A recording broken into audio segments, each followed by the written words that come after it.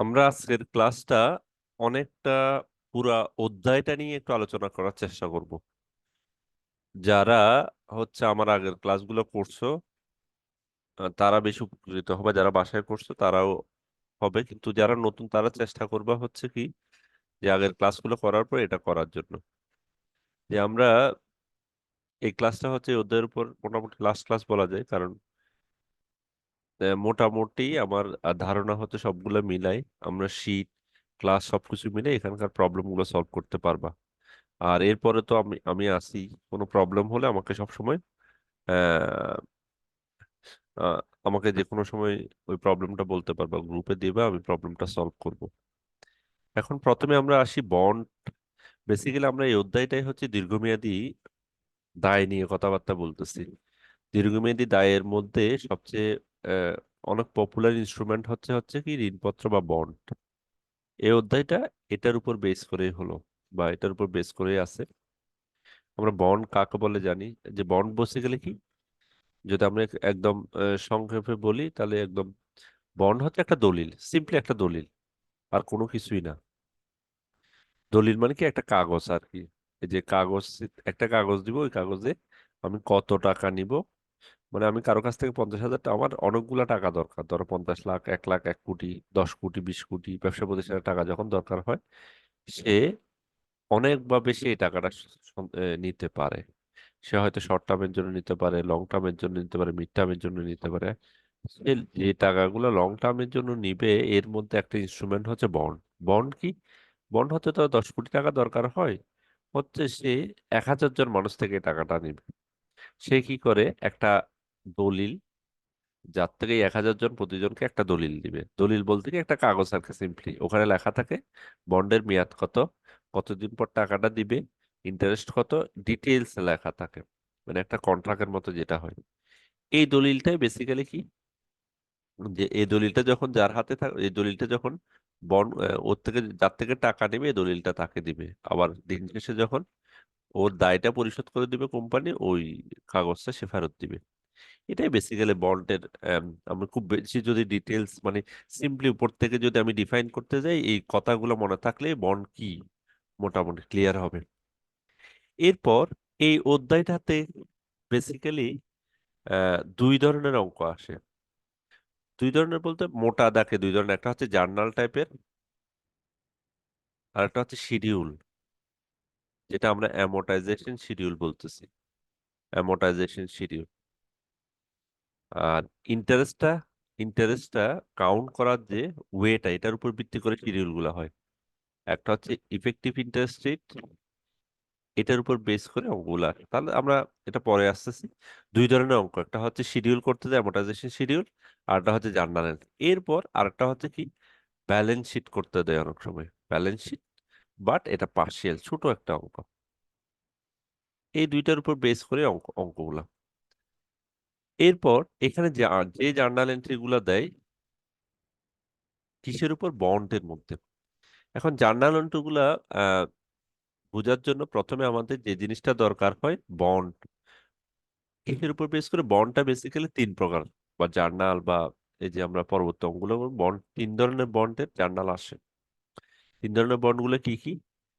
একটা হচ্ছে তোমার বন্ড যখন সমমূল্যে ইউজ করে, মানে কি, এই বন্ডটা যে মানুষের কাছ থেকে টাকা নিবা, মানুষ এখানে নিশ্চয়ই তুমি মানুষের কাছ থেকে ধার নিচ্ছ, বা ওরা ইনভেস্ট করতেছে তোমার ওখানে, নিশ্চয়ই কিছু লাভের বিনিময়ে। এটা, এই এই জিনিসটা কি হয়, দুই ভাবে হইতে পারে, দুই ভাবে বা তিন ভাবে। যখন মানুষের, মানে তুমি বন্ড ছাড়ছো বা তোমার টাকার প্রয়োজন হয়, তোমার প্রতি অনেক বেশি মানুষ interested,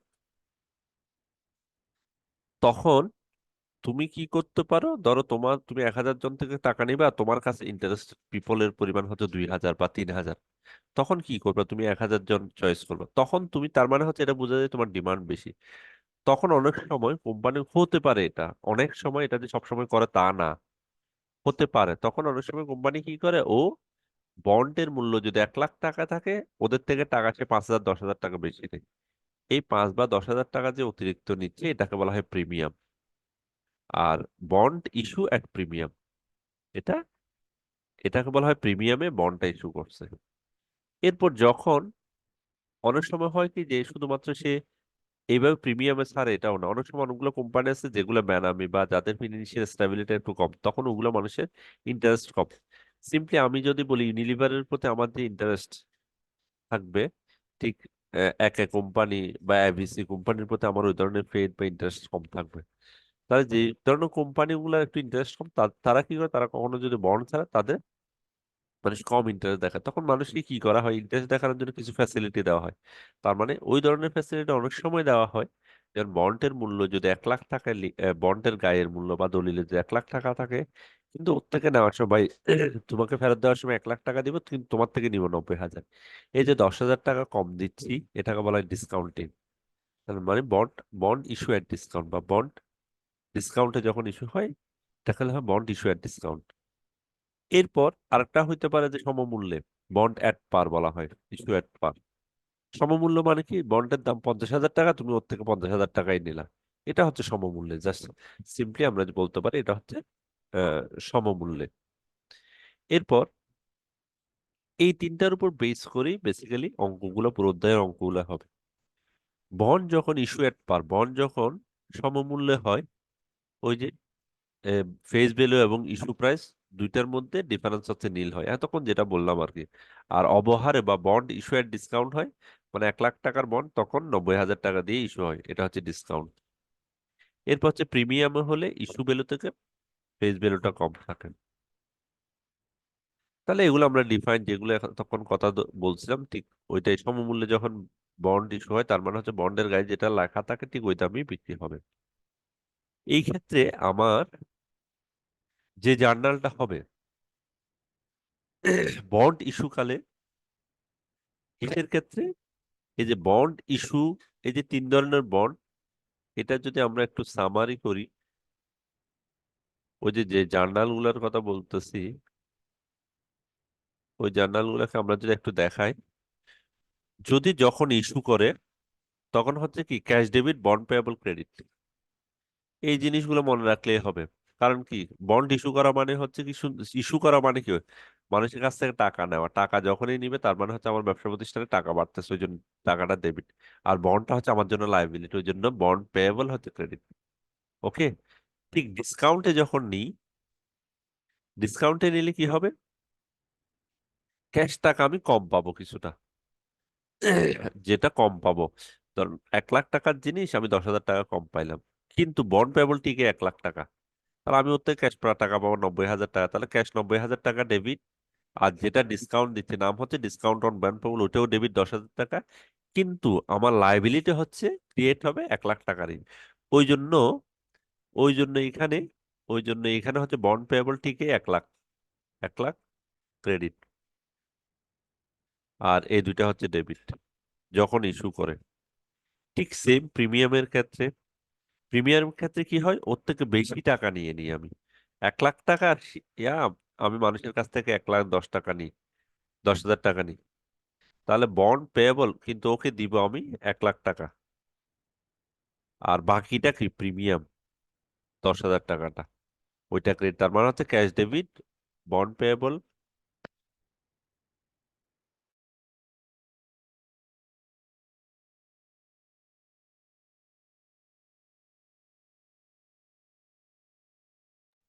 cash debit, bond payable, credit, premium on bond payable, credit. এটা কি যখন ইস্যুর ক্ষেত্রে। তাহলে যারা অঙ্ক করছো তারা অবশ্যই বুঝো, যখন এখানে একটা ইন্টারেস্টের ব্যাপার আছে, ইন্টারেস্ট ম্যাচিউরড হয়, তাহলে দুইটা ব্যাপার ইন্টারেস্টের ক্ষেত্রে। একটা হচ্ছে কি ইন্টারেস্ট ক্যালকুলেশনের ব্যাপার, তোমার যদি ব্যবসা প্রতিষ্ঠান বলে যে আমার 31শে ডিসেম্বর ইয়ার এন্ড হয়ে যায়, তার মানে তোমার 31শে ডিসেম্বর এসে ইয়ারটা ক্লোজ করতে হবে, তাহলে যখন ক্লোজ করবে তখনই তোমার ইন্টারেস্ট ক্যালকুলেশন করবা। আরেকটা বিষয় হচ্ছে ইন্টারেস্ট পে করে, সে যদি মনে করে না জুলাইয়ের 1 তারিখ একবার, ডিসেম্বর 31 তারিখ একবার, অথবা মার্চে অথবা ফেব্রুয়ারিতে যে কোনো সময় ইন্টারেস্টটা পে করতে পারে। অঙ্কে বলাই থাকবে যে আমি মার্চের 1 তারিখ একবার, নভেম্বরের 1 তারিখ একবার ইন্টারেস্টটা পে করে দিব, তখন ওইখানে হচ্ছে ইন্টারেস্টটা পেইড হয়ে যাবে। ওকে। আর 31শে ডিসেম্বর যখন হবে তখন এটা ইন্টারেস্টটা ক্যালকুলেশন করে আমার, এই জিনিসটা যারা অঙ্ক করছো তাদের জন্য খুব ইজি হবে বুঝতে। তাহলে bond issue on accrued interest, interest যখন বকেয়া থাকবে তখন এক্ষেত্রে cash debit, bond payable credit, interest expense credit, ইন্টারেস্টটা ক্যালকুলেশন করার জন্য। আর ইন্টারেস্ট যখন দিয়ে দেওয়া হয় তখন কি interest payable debit, cash credit. ঠিক আছে। আর এই যে এই জিনিসগুলো আমরা অনেক বেশি ডিটেলস আলোচনা করছি, এটা প্রতিটা অঙ্ক ধরে ধরে আমরা অঙ্কের সময় এই জিনিসটা আলোচনা করছি। আচ্ছা, যেটা সামারি আকারে বলার চেষ্টা করতেছিলাম, তাহলে যদি আমার ইন্টারেস্টটা কয়বার দেয় এটার উপরেই বেসিক্যালি জার্নালটা হয়। তাহলে কি এক এক বছরের জন্য, বছরে যদি দুইবার ইন্টারেস্ট দেয় তাহলে জার্নাল হবে কয়টা? ইস্যুর জন্য একটা হবে, ইন্টারেস্টের জন্য একটা হবে, আর ওই বছর যদি এটা ম্যাচিউর হয়ে যায় তাহলে আরেকটা হচ্ছে কি, লাইবিলিটিটা ক্লোজ করার জন্য একটা হবে। ইন্টারেস্টের জন্য দুইটা হবে, লাইবিলিটি ক্লোজ করার জন্য একটা হবে। ক্লিয়ার এই বিষয়টা? সবাই কি, সবার কি বুঝে যাচ্ছে এই জিনিসগুলা? রনক, জি আফরোজা, ফাহিম, জি ফাহিম স্যার, তুমি কি বোঝা রিলেট যাচ্ছে করতে পারতেছো আমার কথাগুলা? স্যার। ওকে। এরপর আমরা যে জিনিসটা, ইন্টারেস্টটা ক্যালকুলেশন করার সময়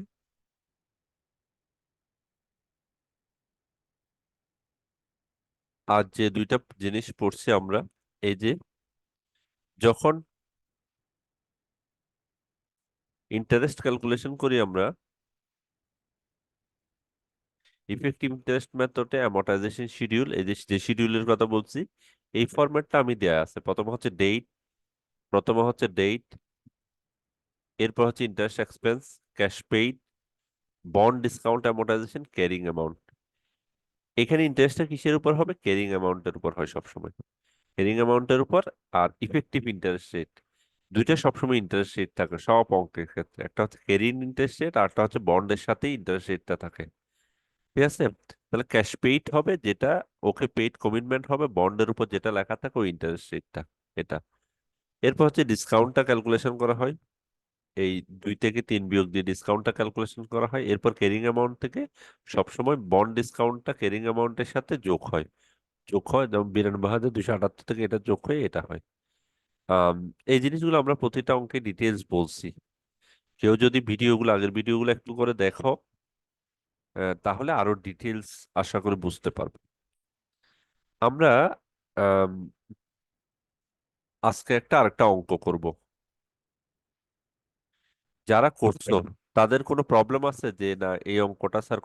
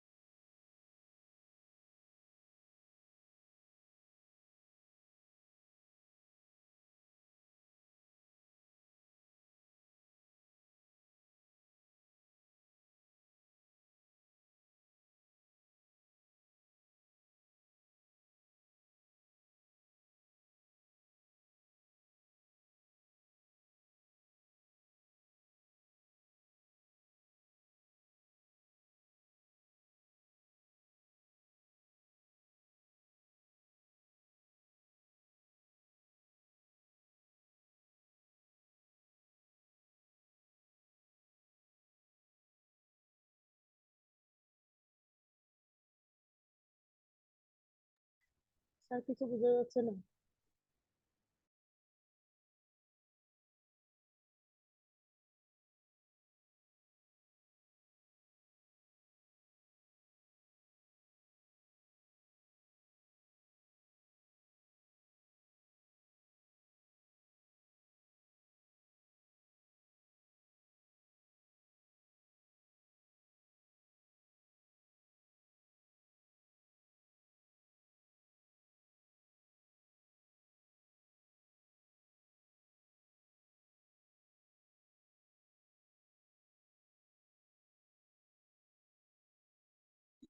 স্যার, কথা শোনা যাচ্ছে না।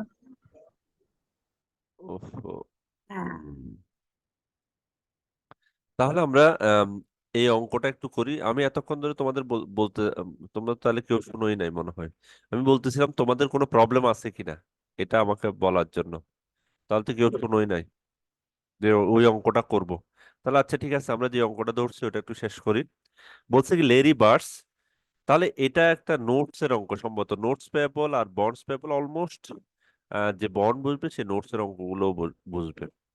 Larry Birds corporation issued a 4 years টাকা 50,000 5% notes to Magic Johnson company, to Magic Johnson company. তাহলে 4 ইয়ারের একটা বন্ড, 50,000 টাকা value, 5% interest rate.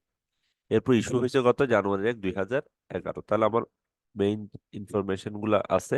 Receive a company that normally sell এত টাকা। তার মানে এটা কি ধরনের বন্ড?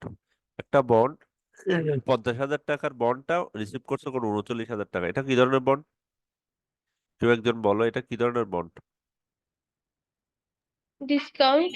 Discount, very good. কারণ কি 50,000 টাকার বন্ড 39,000 টাকা দিয়ে নিছে, বন্ড না এটা নোটস। ঠিক আছে, এটা হচ্ছে ডিসকাউন্ট ইস্যু করছে আর কি। ওকে, নোটস একই, অলমোস্ট একই, চেহারা একই। এরপর the notes required annual interest payment each এত। তাহলে কি অ্যানুয়াল ইন্টারেস্টটা অ্যানুয়ালি পেমেন্ট হয় বছরে একবার, ডিসেম্বরের 31 তারিখে। The market rate of interest for a note of similar রিক্স ইজ 12%। লেরি বার্টস জার্নাল এন্ট্রি ফর জানুয়ারি 1 তারিখ ইস্যুয়েন্স। তাহলে এখানে শুধুমাত্র আমার খুবই সিম্পল একটা অঙ্ক। বলছে কি তুমি জার্নাল এন্ট্রি দাও জানুয়ারি 1 তারিখ, মানে যখন ইস্যু করছো ওইটার জন্য একটা জার্নাল এন্ট্রি দাও। আর ও যে আহ, কি করছে ডিসেম্বর 31 তারিখ, মানে হচ্ছে এন্ডে একটা জার্নাল এন্ট্রি দাও। তাহলে দুইটা জার্নাল এন্ট্রি দিয়ে আমার আহ, কাজ শেষ মোটামুটি। তাহলে আমরা জানি ইস্যুর জন্য কি কি জার্নাল এন্ট্রি দিতে হয়, আমরা সবাই জানি। তাহলে আমরা কি করব প্রথমে, জাবেদার ছক বা জার্নালের ছক এঁকে ফেলবো। আমি এখানে শর্টকাটের জন্য, যেহেতু অনেকবার আঁকছি আমরা, আমরা আর আঁকতেছি না। শর্টকাটে 2011 জানুয়ারির 1 তারিখ। তাহলে জার্নাল এন্ট্রি গুলো কি? প্রথমে হচ্ছে কি সে সে এখানে কি কিনছে। এটা বেসিক্যালি যেহেতু notes, issued 4 year notes to magic corporation company on এত, রিসিভ এ কম্পিউটার, সে কম্পিউটার কিনছে। ঠিক আছে, এটা কিন্তু বন্ডের মতো না। আমরা যেহেতু বন্ডের ক্ষেত্রে কি কিনি, এটা কিন্তু একটা কম্পিউটার কিনছে, বন্ডের ক্ষেত্রে বেসিক্যালি ক্যাশ টাকা নেই। ঠিক আছে, বন্ডের ক্ষেত্রে, বন্ডের সে এটা ডিফারেন্সটা হচ্ছে কি, বন্ডের ক্ষেত্রে আমি মানুষের কাছ থেকে টাকা নিই, ক্যাশ টাকা নিই। কিন্তু এখানে বলছে সে একটা কম্পিউটার কিনছে। কত কত নোট ইস্যু করে, মানে নোট দিয়ে, মানে বাকিতে কিনছে আর কি। সোজা কথা হচ্ছে বাকিতে সে একটা কম্পিউটার কিনছে। তার মানে হবে কি, আহ, তাহলে কম্পিউটার ডেবিট, কম্পিউটার যেহেতু নিশ্চয় কত টাকা দিয়ে, নিশ্চয়ই আহ, সে কম্পিউটার নিছে বেসিক্যালি কত টাকা, নর্মালি সেলস কত টাকা, 3,306। যে কম্পিউটারটা নিছে ওই কম্পিউটার ভ্যালু হচ্ছে এত টাকা। ওকে, কিন্তু ওকে যখন নোটস দিছি, মানে হচ্ছে আমি যখন ওকে যখন কি দিছি, আমি লাইবিলিটিটা দিছি। বেসিক্যালি ওকে যখন আমি যে বলছি ভাই তোমার থেকে কম্পিউটার নিছি, ঠিক আছে, আমি তোমাকে যে টাকাটা দিব, ওকে যে টাকাটা দিব, ওই টাকাটা বলছি আমি যে 50,000 টাকা দিব। তার মানে লাইবিলিটি ক্রিয়েট হয়েছে কি 50,000 টাকা। তার মানে হচ্ছে আমার কি বাকিটা কি, বাকিটা আমার ডিসকাউন্ট। তাহলে ডিসকাউন্ট অন, বাকিটা হচ্ছে কি discount, discount on notes payable, discount on notes payable, discount on notes payable. তাহলে কি কম্পিউটার হচ্ছে ডেবিট, এটা হচ্ছে ডেবিট, আর discount on notes payable debit. কত টাকা তাহলে? 10,631। যেহেতু 50,000 টাকা থেকে বাকিটা বিয়োগ দিয়ে দিলাম আর কি।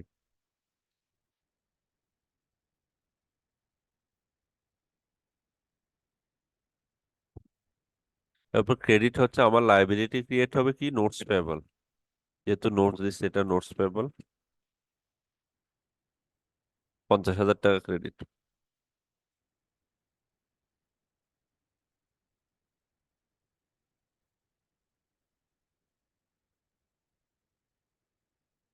Notes payable credit. এই জিনিসটা কি সবাই বুঝে গেছে? যে কোনো নোটস ইস্যু করলে ঠিক এটা, বন্ড ইস্যু করলে ঠিক এটা এরকমই হইতো, ক্যাশ ডেবিট হইতো, discount on bond payable debit হইতো, বন্ড পেয়েবল ক্রেডিট হইতো 50,000। এটা বন্ডের ক্ষেত্রে সেম অঙ্ক। এটা কি বুঝো নাই কেউ আসো? ইস্যুর ক্ষেত্রে শুধুমাত্র এই জার্নালটাই হবে কমন। কেউ বুঝো নাই আসো? বুঝা গেছে এটা সবাই? এরপর আমাকে বলছে কি ডিসেম্বর 31 তারিখে আপনি আরেকটা জার্নাল দেন। আমাকে রিকোয়ারমেন্ট বলছে ডিসেম্বর 31 তারিখে। তাহলে ডিসেম্বর 31 তারিখ কি হবে? যেহেতু বছর শেষে ইন্টারেস্টটা ক্যালকুলেশন হয়, তাহলে কি এখানে প্রথমে যে জিনিসটা হবে ইন্টারেস্ট ক্যালকুলেশন হবে। আমাকে বলছে ও বছর শেষে ডিসেম্বর 31 তারিখে ইন্টারেস্টটা ক্যালকুলেশন হয়, তাহলে bond bond interest expense sir এখানে নোটস হবে না? কোনটা কোথায়? সরি, নোটস হবে। বন্ড। বন্ড হবে না, স্যার, ঠিক আছে, থ্যাংক ইউ। এখানে হচ্ছে নোটস হবে অবশ্যই। নোটস ইন্টারেস্ট এক্সপেন্স, বন্ড হবে না। নোটস ইন্টারেস্ট এক্সপেন্স কত? ও ইন্টারেস্টটা দিবে কত? ও যেহেতু কম্পিউটার কিনছে এত টাকার উপর, ইন্টারেস্টটাও দিবে 39,369 গুণ কত পার্সেন্ট? এটা হচ্ছে, এটা বেসিক্যালি এটা ইন্টারেস্ট এক্সপেন্স যেটা থাকে বন্ডের উপর। ইন্টারেস্ট এক্সপেন্স ক্যালকুলেশন কিছুক্ষণ আগে আমরা অ্যামortization যখন শিডিউল ক্যালকুলেশন করছি, এক্সপেন্সটা ক্যালকুলেশন হয় সবসময় কিসের উপর? এক্সপেন্সটা ক্যালকুলেশন হয় শুধুমাত্র ইল্টের উপর, ইল্ট ইন্টারেস্ট যেটা দেয়া থাকবে। আর বন্ডের উপরে যে ইন্টারেস্ট দেওয়া থাকবে, বন্ডের গায়ে যে ইন্টারেস্ট যে 5%, এটা সবসময় ওকে দেওয়ার সময় ওই ইন্টারেস্টটা দিব, কিন্তু আমি ক্যালকুলেশন করবো কত? 12%। ওকে, 12% ইন্টারেস্ট, এটা হচ্ছে কি আমার ইন্টারেস্ট এক্সপেন্স। কত এটার উপর 12% হলে? এটা হচ্ছে ডেবিট। ডেবিট হচ্ছে কত? 4,724 টাকা। এরপর ক্যাশ টাকা, কিন্তু ক্যাশ টাকা দিয়ে দিব কোনটা? কত টাকা? 50,000 টাকার উপর। কারণ হচ্ছে কি ওকে টাকা দেওয়ার সময় অবশ্যই আমার কমিটমেন্ট যেটা, আমার বন্ড মানে হচ্ছে কি আমি বন্ডের যে কাগজটা দিছি ওকে যেটা লেখা থাকে, ওকে দিছে হচ্ছে ওকে 50,000 টাকা দিব তোমাকে, কিন্তু ইন্টারেস্ট দিব 5%, ঠিক আছে? ওই ইন্টারেস্টটা ক্যালকুলেশন হবে। তাহলে এটা হচ্ছে ক্রেডিট। ক্রেডিট কত? 2500 টাকা। ওকে, এটা হচ্ছে 2500 টাকা। এরপর হচ্ছে বাকিটা হচ্ছে কি discount, discount on notes payable. কারণ কি ওই যে অ্যামortization শিডিউলের জন্য এটা, এটা অ্যামortize হয় আর কি আস্তে আস্তে। ডিসকাউন্ট নোটস পেবল কত? বাকিটা, বাকিটা কত এখানে? ক্রেডিট 2224, 24। আমার এইখানে মোটামুটি আমার অঙ্কটা শেষ। খুবই ছোট একটা অঙ্ক। এই অঙ্কটা যদি আমরা দেখি শুধু এই নোটস এর একটা অঙ্ক, তো ওই জন্য আমি এটা একটু দেখালাম আর কি। নোটস এর অঙ্ক এবং বন্ডের অঙ্ক অলমোস্ট সেম। দেখুন দুইটাই লাইবিলিটি বেসিক্যালি, শুধুমাত্র একটা জায়গায় শুধু ওই যে ক্যাশের জায়গা আমি যে জিনিসটা কিনতেছি ঠিক ওই জিনিসটাই আসছে, আর কোনো ডিফারেন্স নেই। আম, এই জিনিসটা কি বুঝে গেছে? তাহলে আমাকে কি বের করতে বলছে এটা খুবই ইম্পর্টেন্ট। আর জার্নালটা তো আমরা পারবোই, কয়েকটা অঙ্ক করার পর জার্নালটা অটো চলে আসবে।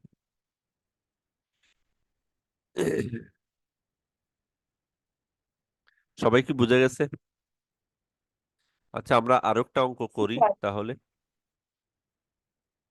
এর আহ, এরপর আমরা এই অঙ্কটা 12 নম্বরটা করি তাহলে। সেম অঙ্ক।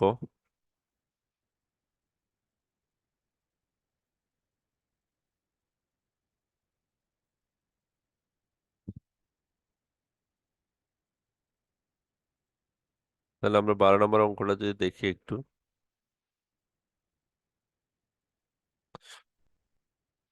আমরা 12 নম্বর অঙ্কটা যদি দেখি, দ্য গোবি কোম্পানি ইস্যুড টাকা 2 lakh of 10% bond on January 1, 2005। The bond are due on January 1। তার মানে হচ্ছে বন্ডটা ডিউ হয় January 1, 2010। তার মানে হচ্ছে কি with interest payable each July 1 এবং January 1। তাহলে সেই ইন্টারেস্টটা দেয় কখন? বছরে দুইবার ইন্টারেস্ট দেয়, বলে দিছে। সে বছরে দুইবার ইন্টারেস্ট দেয়। আর যেটা ম্যাচিউর হবে কত? 2005-এ ইস্যু হবে সেটা বন্ড, আর ডিউ মানে হচ্ছে ম্যাচিউর হবে কখন? 2010-এ January 1। তার মানে হচ্ছে প্রায় 5 বছর। 5 বছর বন্ড, আর মেয়াদ হচ্ছে 5 বছর। এটা সরাসরি মেয়াদ উল্লেখ না করে বলছে হচ্ছে ডিউ 2010-এ। তার মানে হচ্ছে কি বন্ডটা ম্যাচিউর হবে 2010-এ, 2005-এ শুরু হবে, 2010-এ শেষ হবে। তার মানে প্রায় 5 বছর। The bond are issued at face value. তাহলে ফেস ভ্যালুতে ইস্যু হবে, মানে 2 লাখ টাকার বন্ড 2 লাখ টাকা দিয়ে ইস্যু হবে, তাহলে এটা কোন ধরনের বন্ড? এখানে আমার জামিলা নাই, সবচেয়ে জামিলা মুক্ত বন্ড, বন্ড, বন্ড এট পার, সবচেয়ে